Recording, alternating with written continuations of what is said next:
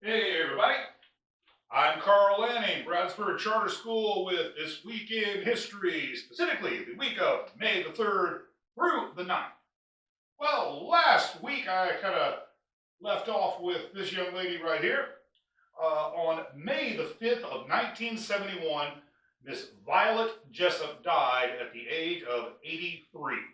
Miss Jessup is sometimes referred to as Miss Unsinkable. She was either the luckiest or most unlucky woman I can possibly think of. In 1911, she signed up to be a crew member on some White Star Line's ships. Now, the White Star Line were in the process of commissioning 3 new ships at the time, 2 of which you may not recognize the names. One I bet you do. The first one was the Olympic, the second one was the Titanic, the third one was the Britannic. Well, while she was actually serving on the Olympic had a collision. That is the Olympic right there. The 3 ships are slightly different. They're very close. Matter of fact, most of the photographs that you see of the Titanic are actually of the Olympic.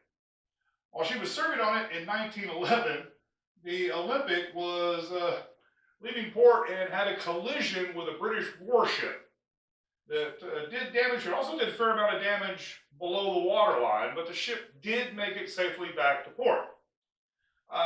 Then, a few years later, she was actually the next year, I take that back, she was assigned to the Titanic on its ill-fated maiden voyage that I'm sure you all know at least a little bit about. She survived after being placed in one of the lifeboats. She was given an infant child whose mother could not be found.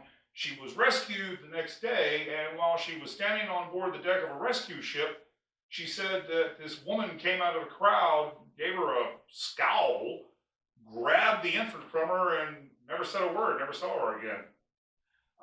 During the First World War, then, she was transferred to the Britannic, where she served as a stewardess for the Red Cross because the Britannic had been turned into a hospital ship. Well, while sailing in the Aegean Sea, the Britannic struck a mine and sank within an hour.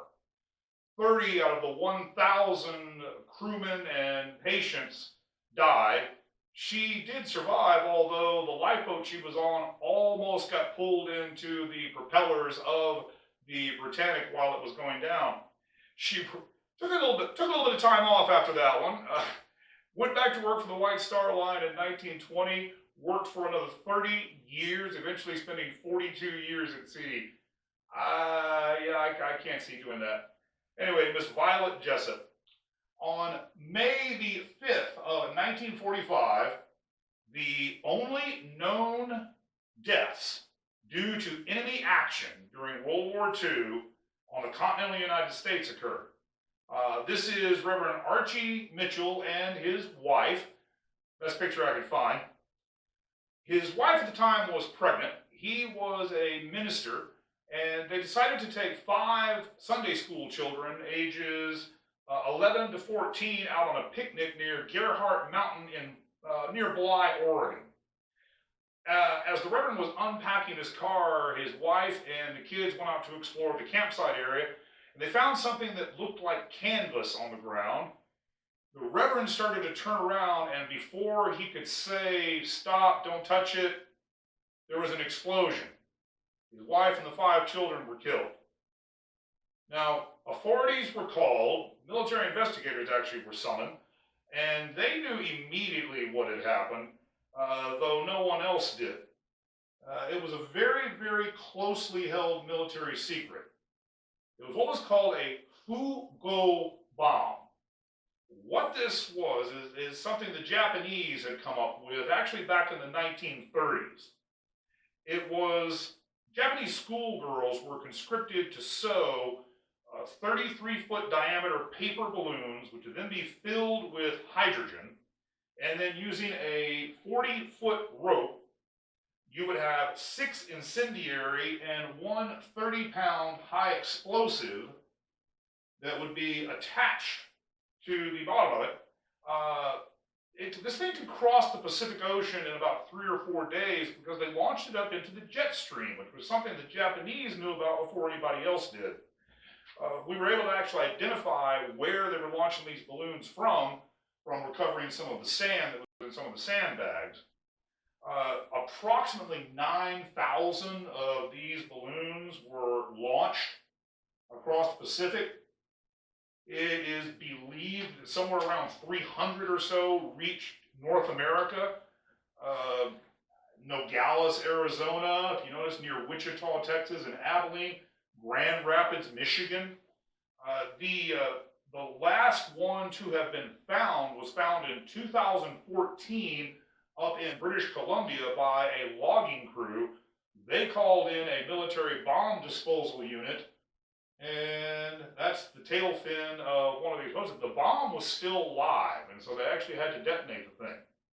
So there's no telling, there might be a few more of those still out there. So the Fugo bomb. Afterwards, the news was let out very quietly. A description was given of what these things look like, and should you see something, you should call authorities. We didn't really want the Japanese to know they were actually reaching the United States. On a much, much lighter note, on May the 8th of 1926, Don Rickles was born. Now, I kind of argue with myself over this. I thought, Don Rickles, he's a comedian, This Week in History. But then I got to thinking about it. No, this guy's actually, it's perfect. It's perfect. Because Don Rickles is proof that there has been a huge societal shift in this country.